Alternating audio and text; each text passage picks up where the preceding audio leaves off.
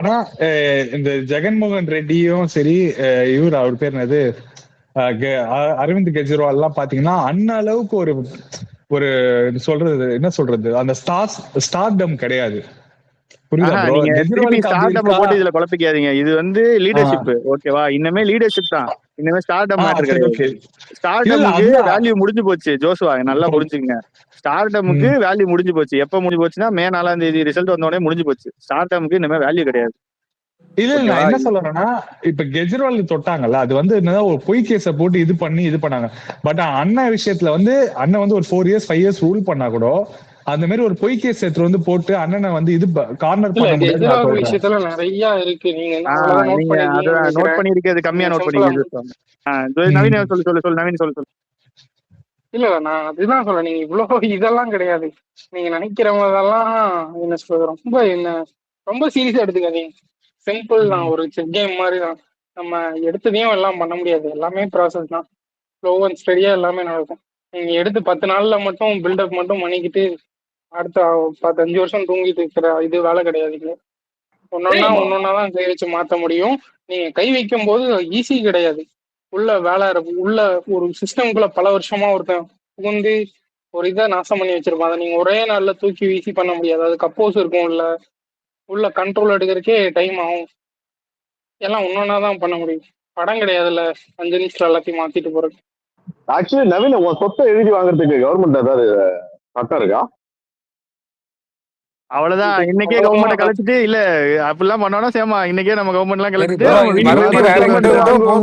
அப்படியே தலைப்பு ஒட்டி வாங்க. ஆமா, தலைப்பு ஒட்டி போயிடுவோம். அதான் திமுக விமர்சனம் பண்ண மாட்டேன்றீங்க. அது ஏன் நல்ல நல்ல கண்டென்ட் கிடைச்சிருக்கு. என்னென்னமோ சொல்லிருக்காங்க, சும்மா என்ன சொன்னது நவீன்? கம்யூனிஸ்ட் எல்லாம் பேசுறது இல்ல சேமா. பாமக கூட்டணி வைக்க போறாங்க. Time to unleash the fire clan போட்டிருக்காங்க. ஃபயர் கிளான்னா என்னன்னா நெருப்ப வச்சு இது பண்ணுவாங்க. அவதார்ல வரும். அவங்க எல்லாமே ஃபயர் தான் வெப்பனா யூஸ் பண்ணுவாங்க. இருங்க ஒரு நிமிஷம் இருங்க, விஜய் எதை பேசுறாப்ல இருங்க வரும். அதுதான் அந்த ஃபயர் கிளான் வந்து நெருப்ப வெப்பனா வச்சிருப்பாங்க அந்த clans. So time to unleash the fire கிளான்னு பிளாக் பேந்தர் ஏதோ சொல்ல வரான். என்ன சொல்ல வரான்? குடிசையை கொளுத்த போறான், தலித் மக்களின் குடிசையை கொளுத்த போறானுங்க அப்படின்றத அவனுங்க இதுவா கிளவரா பேசுறானுங்க. வாங்கடா, நீங்க இங்கதான் வந்து நிக்கணும். நான் நினைக்கிறதெல்லாம் நடக்குது. இதெல்லாம் நினைச்சு நான் ஏதோ IAS எல்லாம் அவனும் நினைச்சிருப்பேன். இது மாதிரிலாம் நினைச்சிட்டேன். நான் நினைக்கிறது ஒன்னும் நடக்குது. நீங்க எந்தெந்த இடத்துக்கு வந்து நிக்கணுமோ அங்கெல்லாம் வந்து நிக்கிறீங்க. உங்க ஃபயர் கிளானை அன்லீஷ் பண்ணுங்க. we are ready to face your fire clans. யாருன்னு பாத்துருவோம். இதோட உங்க அரசியல் வாழ்க்கை முடிஞ்சு அழிஞ்சி நடுத்தொருல நிக்க போறீங்க. கான்பிடென்ட்டா எனக்கு இன்னைக்குதான் கான்பிடன்ஸ் அநியாயத்துக்கு அதிகமா இருக்கு. செம்ம ஹாப்பியா இருக்கேன் இன்னைக்கு அந்த ட்வீட்ஸ் எல்லாம் பார்க்கும் போதும். இதுல எனக்கு ரொம்ப பிடிச்சது இல்ல விஜய், எனக்கு ரொம்ப பிடிச்சது வந்து நம்ம கவின் போட்ட ட்வீட் தான். வந்து நான் ரொம்ப இம்ப்ரெஸ் ஆயிட்டேன். அந்த ட்வீட்டை நான் லேட்டா தான் பார்த்தேன். நான் பார்க்கல. ரொம்ப இம்ப்ரெஸ் ஆயிட்டேன். பாக்கலையா நீ? பாக்கலையா? கவின் தான் போட்டாரு. ஆள் கொளுத்திகள் பிளஸ் குடிசை கொளுத்திகள் ஜாயினிங். இல்ல இவனுங்க என்னென்ன பேசினானுங்க? மதசார்பற்ற முற்போக்கு கூட்டணி, சமூக நீதி, சமத்துவம். நீ பாமக வச்சுன்னு என்ன பண்ணுவ? சரி, உனக்கு நீ விசிகா போயிடுச்சு, அதனால நீ உனக்கு தலித் வெறுப்பு இருக்கு அப்படின்னு ஓகே, நீ அதனால பாமகவை எடுத்துட்டு வர அப்படின்னாலும் அவன் என்ன பண்ணுவான்? 10.5 கொடுன்னுவான். டேய், அவன் ஒட்டு மொத்தமா உன்னை ஐசோலேட் பண்ணி விட்டுருவான்டா. அவன் ஓட்டு மட்டும் வாங்கி கூட்டணில நீங்க எடுபடுன்னு நினைக்கிறீங்களா ப்ரோ? இல்ல ப்ரோ, எனக்கு வேணும் ப்ரோ அந்த கூட்டணி. என்னோட ட்ரீம் ப்ரோ அந்த கூட்டணி. விடாதுங்க நீங்க வேற. இவனுங்களே பிஜேபி தானே அஜய். என்னோட ட்ரீம் கூட்டணியை கேளு அஜய், ஒரு நிமிஷம். என்னோட ட்ரீம் கூட்டணியை கேளு. அப்பவே நான் சொன்னேன்ல, மோடி சென்டர்ல, ஓகேவா? இந்த சைடு எங்க புகழேந்தி ஐயா, இந்த சைடு எங்க அன்புமணி ஐயா, அந்த சைடு எடப்பாடி ஐயா, இங்கிட்டு நாம் தமிழர் சீமான் அண்ணன், எங்க அண்ணியாரு. எவ்வளவு சூப்பரா இருக்கு பாரு காம்பினேஷன், அருமையா இருக்கும். இல்ல முரளி ப்ரோ, எனக்கு இப்போ ஒரு ஞாபகம் வருது. ஒரு ஸ்பேஸ்ல ஒருத்தர் சொன்னாரு, ஸ்டாலின் அவர்கள் வந்து பிஎம்கே அப்ப ராமதாஸ் வந்து எப்படி விமர்சனம் பண்ணுவார்னா, அவர் ஒரு ஆட்சியில சேலத்தை வைக்க போயிடுவாரு, ஒரு ஆட்சியில வேஷ்டி துவைக்க வந்துருவாரு. ஏன்னா மாறி மாறி போறதுனால ஒரு நிலைப்பாடு எடுத்தாரு. இப்ப திமுகவை நம்ம எப்படி எடுத்துக்கிறது? விசிகாவுக்கும் பாமகவுக்கும் தவறுத? அதான் அதுதான் சேலையும் வேஷ்டியும் சேர்த்து கட்டிக்கிறாங்க அதான். ஆர்டிபி. முரளி மேல ஒரு இது பாத்தியா? அஜித் ஆக்னல்னா அடுத்த தூத்துக்குடி எம்பியா? Thoothukudi MP. Ajit Agarwal Thoothukudi MP super. வைஷ்ணவியே கோயம்புத்தூர் எம்பி. இல்ல கனிமொழி அவங்க வயர்னு யார சொல்லிருக்காங்கன்னு தெரியுதா? புல்டு ராங் வயர்னு தெரியுது. இவரா ராஜ்குமாரா? யார சொல்லிருக்காங்க? அதான் இவங்களதான் கனிமொழியை சொல்லியிருக்காங்களா? இல்லையா, அவர் ராஜ்குமார் போட்டிருக்க ட்வீட் அண்ணன் வந்து அண்ணனை தேவையில்லாம தொட்டுட்டான்னு போட்டிருக்காங்க. ஆமா அண்ணன் இல்ல விஜய் வந்து தேவையில்லாம புடிச்சிருக்கேன்னு சொல்லிருக்காங்க. இல்ல ஆக்சுவலி வந்து இல்ல நான் சொல்றேன். ஆமா ஆக்சுவலி வந்து அவங்க சும்மா இருந்திருந்தா எம்பி ஆக்கியிருப்பாங்கன்னு சொல்ல வர்றாரு. கரெக்டா அன்பு ப்ரோ? தூத்துக்குடி எம்பி கனிமொழி வந்து இப்ப போட்ட போஸ்ட் அதை வச்சு தலைமைக்கு குடத்தில் கொடுக்குறாங்க. அவங்கள தூக்கிட்டு அஜித் ஆக்னல எம்பி ஆக்க போறோம்னு போட்டுருக்காங்க. புரியுதா?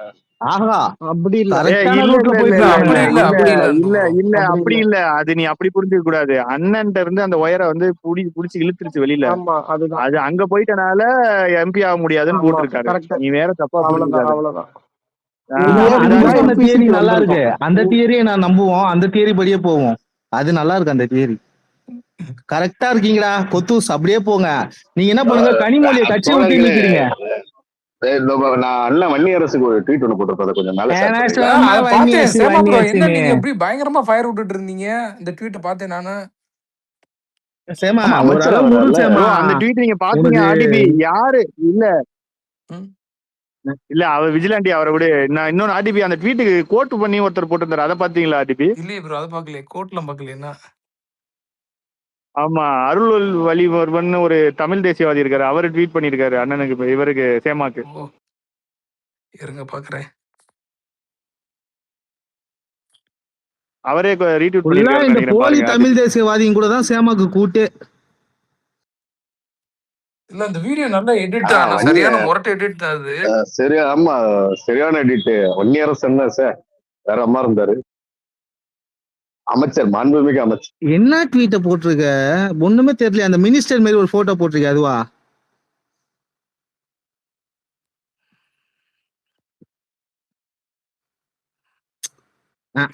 இது அவர் பர்த்டே எப்பவுமே ஃபயர் பறக்கும். அந்த ட்வீட் ஒண்ணே ஒண்ணு சொல்றேன், நீங்க திருப்பி ஃபயர் எவ்வளவு வேணா விட்டுங்க.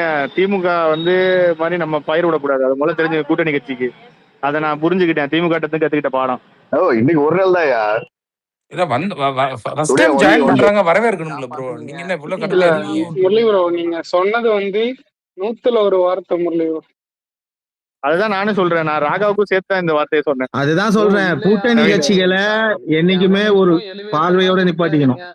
இல்ல எவனுக்கு எலிவேஷன் கொடுக்காதீங்க. கம்யூனிஸ்ட் தேவையில்லை. நான் திரும்பி ப்ரோ, நீங்க உங்களுக்கு ஆள் இருக்கு, அவங்க விட்டுப்பாங்க. நீங்க உங்க எதுல எந்த இதுல இருக்கீங்களோ அவங்களுக்கு. ஆனா படப்பாடி விஜில் பாரு சந்தில கம்யூனிஸ்ட்ல மட்டும் பரவாயில்ல அப்படிங்கிறா. இல்ல இங்க உட்காந்துட்டு நான் இவங்களோட இந்த அணி அவங்களோட அந்த அணின்னு சொல்லிட்டு இருந்தீங்கன்னா அப்புறம் நாளைக்கு சுண்ணாம்பு. ஆக்சுவலி பாரு, அருள்மொழிவர்மனுக்கு சொல்றேன். அருள்மொழிவர்மனுக்கு அண்ணன் வன்னியரசு டேக் பண்ணி வாழ்த்துக்கள் போட்டிருக்காரு. நன்றி தம்பின்னு. எனக்கு போடலையே. அதுதான் புரிஞ்சுக்கங்க. இவ்வளவுதான் அரசியல். சேமா, இவ்வளவுதான் அரசியல். புரிஞ்சுக்கங்க. இன்னும் உலக போகுது. நான் இப்பவும் சொல்றேன், நான் வந்து ரமணமுத்திரனை வச்சுக்கிட்டே தான் சொல்றேன். நம்ம கூட்டணி கட்சியெல்லாம் நட்பு பாராட்டுவோம், என்ன வேணா பண்ணுவோம். இருங்க சேமா, கூட்டணி கட்சிகளை நட்பு பாராட்டுவோம், என்ன வேணா பண்ணுவோம், அவங்களை திட்டாம இருப்போம், நாகரிகமா நடந்துக்குவோம். அதெல்லாம் நான் ஒத்துக்கிறேன். ஆனா இந்த தலைவர்களுக்கு ஃபயர் விடுற வேலையை வச்சுக்கூடாது. ஒரே ஃபயர் அண்ணனுக்கு. அண்ணன் எப்படி வழி நடத்துறாரோ அதுதான். அவர் இப்போதைக்கு இப்படிதான் வழி நடத்தி இருக்காரு. அதனாலதான் நான் ஒரு ட்வீட் ஒண்ணு போட்டேன். என் மனசால நான் உணர்ந்து அந்த ட்வீட்டை நான் போட்டேன். அதுக்கு கீழே ஒருத்தன் வந்துட்டு தலித்துகளுக்கு திருமாமேதிரி எனக்கு பிடிச்சவங்களதான் நான் சொல்ல முடியும். நான் எனக்கு ரெப்ரசன்டேஷன் என் தலைவன் கொடுத்துருக்கான், அதை நான் ஃபிளெக்ஸ் பண்றேன். நீ உடனே குறுக்க வந்து என்ன இது என்ன மாதிரி தானே தலித்துகளுக்கு திரும்ப மாதிரி. விஜிலே நீ நான் சொல்றேனே, நம்ம கட்சியில நீ நம்ம தூக்கி போடு. ஐ மீன் இந்த 7 மினிஸ்டர்ஸ் இருக்காங்க. நம்ம இன்னும் செலிப்ரேட் பண்ண வேண்டியவங்க நம்ம பார்ட்டிக்குள்ள நிறைய இருக்காங்க. நம்ம எப்பவுமே நம்ம பார்ட்டியில இல்ல யார் வேணா அப்படி வரட்டும் அவங்க போட்டோம். அவ்வளவு கொடுக்கறதா இருந்தா அவங்க வாங்கின அந்த 8 சீட்ல 8யுமே தலித்துக்கு கொடுத்துருக்க வேண்டியதானே. 8மே அப்படிதான் கொடுத்துட்டாங்க. இல்ல எனக்கு தெரிஞ்சு 8மே ஒருத்தர் மட்டும் இஸ்லாமியர் கொடுத்தாங்கன்னு நினைக்கிறேன். ஒருத்தர் பொது தொகுதி. 6 கொடுத்தாங்க. 2 வேற. இந்த காங்கிரஸ்காரருமே வேறதான். ஓகே ஏய், இது என்ன புது புது தியரியா கொண்டு அது வராதீங்க. இல்ல தப்பு படப்பாடி நீ சொல்றது தப்பு. காங்கிரஸ்காரர்லாம் இல்ல. இல்லையா 6 தான் நான் பாத்துட்டேன். இல்ல காங்கிரஸ்காரர் கிடையாது. நீங்க சொல்ற இன்ஃபர்மேஷன் தப்பு. அந்த அது பொது நீரோட்டத்துல அவங்க கலந்துக்கணும்னு அது அப்படிதான் பண்ணுவாங்க. அதை நம்ம விமர்சிக்க முடியாது. அப்போ என் தலைமை 44 பேர் கொடுத்துருக்கேன். அதைத்தானே பெருமையா பேசுவேன். அதுதான் நான் அதை தான் பேச முடியும். நீங்க என் ட்வீட்ல வந்துட்டு நீ இல்ல இப்படிதான் பேசணும்னு எனக்கு சொல்ல முடியாது. நீங்க வந்து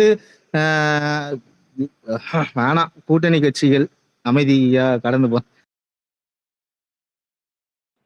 விஜிலாண்டி தான் அததான் சொல்றேன். நாளைக்கு இன்னொரு வாட்டி 2G ஸ்பேஸ் கணக்கு திட்டுவாங்க இங்க. சரி இருங்க, கிறிஸ்டோலர் ஏதோ சொல்றாரு. கிறிஸ்டோலர் சொல்லுங்க. எங்க ஆளு என்ன சொன்னாரு பாருங்க. யாருக்கு எலிவேஷன் கொடுக்காதீங்க, ஆனா ஒருத்தருக்கு மட்டும் எலிவேஷன் கொடுங்கன்னு சொன்னாரு பாருங்க. யாரு சொன்னாரு? இப்ப யார சொன்னாரா? விஜிலாண்டி நீங்களே திருப்பி சொல்லுங்க. சொன்னால யாருக்கும் எலிவேஷன் கொடுக்காதீங்க கூட்டணியில. நான் தான் சொன்னேன் யாருக்கும் கொடுக்காதீங்க, கம்யூனிஸ்டுகளுக்கு மட்டும் கொடுங்க அப்படின்னு. கம்யூனிஸ்ட் கட்சிகளுக்கு கொடுப்போம்யா. நான் விசிகாவுக்கும் கொடுப்போம், நான் வேணாம்னு சொல்ல. ஆனா தலைவர்களுக்கு கொடுக்க கம்யூனிஸ்ட்ல நாளைக்கு இருப்பாரானே தெரியாது தோழ சண்முகம். அதனால அவங்களுக்கு தலைவரை பத்தி அவங்களுக்கு கவலை கிடையாது. கட்சியை தான் நான் சொல்றேன்.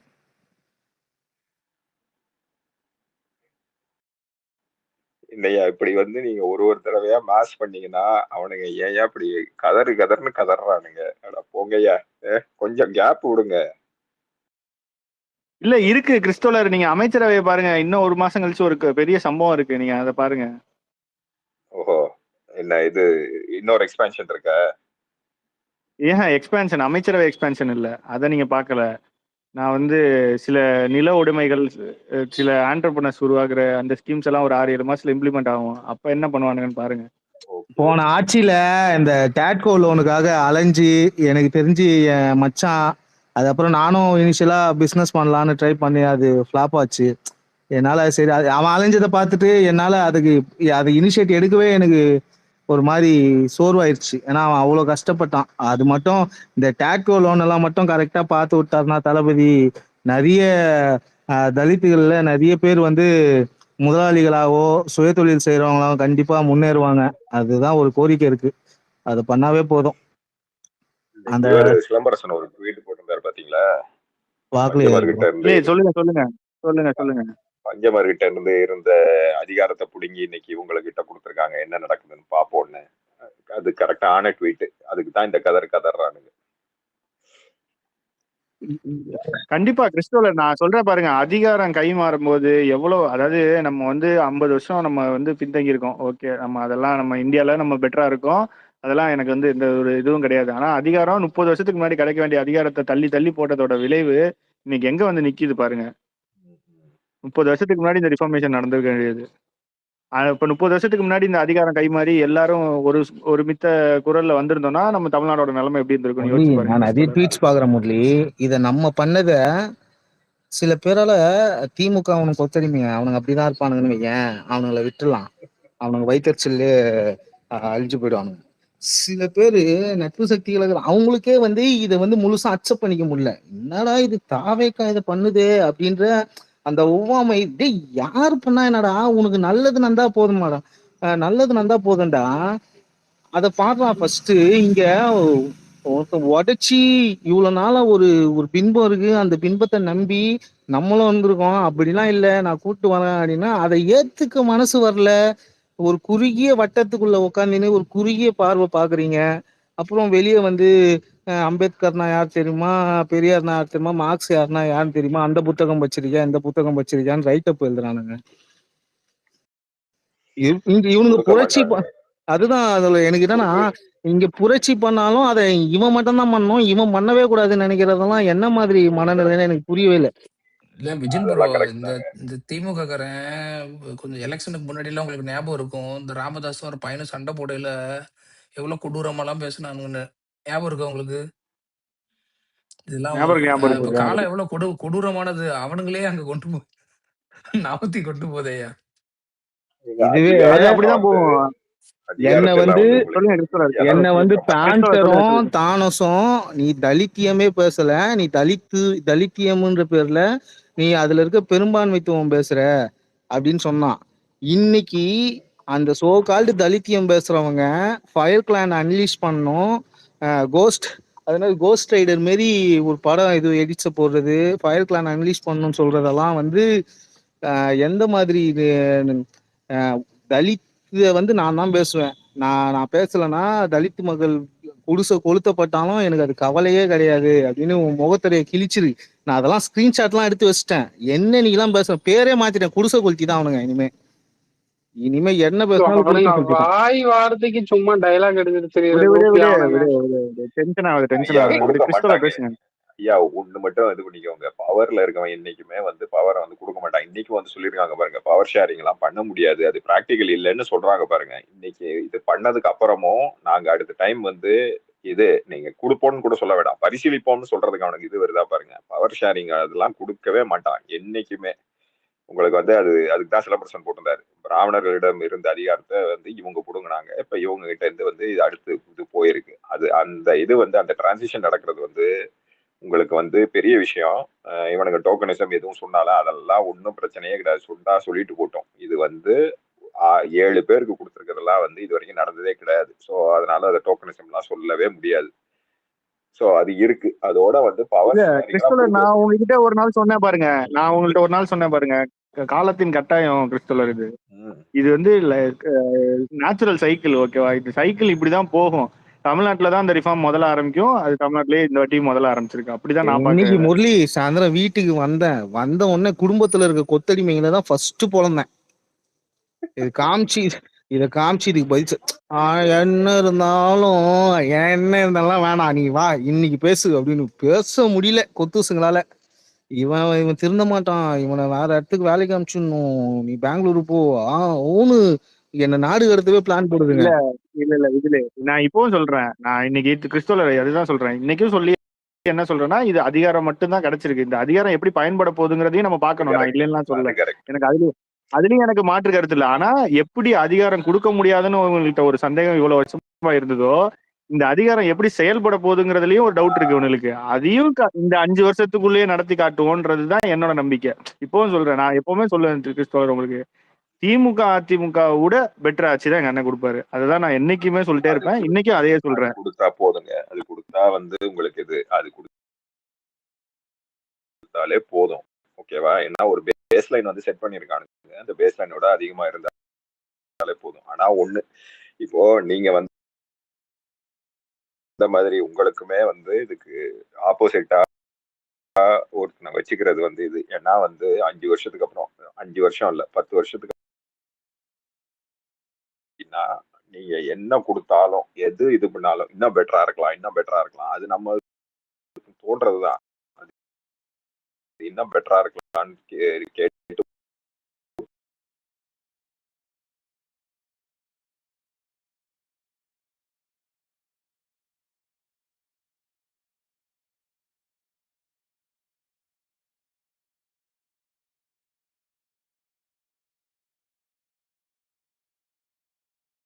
போறதுதான். பட் ஆனா வந்து இன்னைக்கு வந்தது வந்து நான் இன்னைக்கு காலையில தான் நியூஸ் பார்த்தேன், நல்ல முன்னேற்றம் தான், நல்ல டெவலப்மெண்ட் தான். இவனுக்கு என்ன வேணாலும் பேசிட்டு போட்டோம். இல்ல அதுக்கு நான் சினிமா வச்சே உங்களுக்கு ஒரு விஷயம் சொல்றேன். மூஞ்சி பிடிக்கலன்னு ஃபர்ஸ்ட் சொன்னேன்.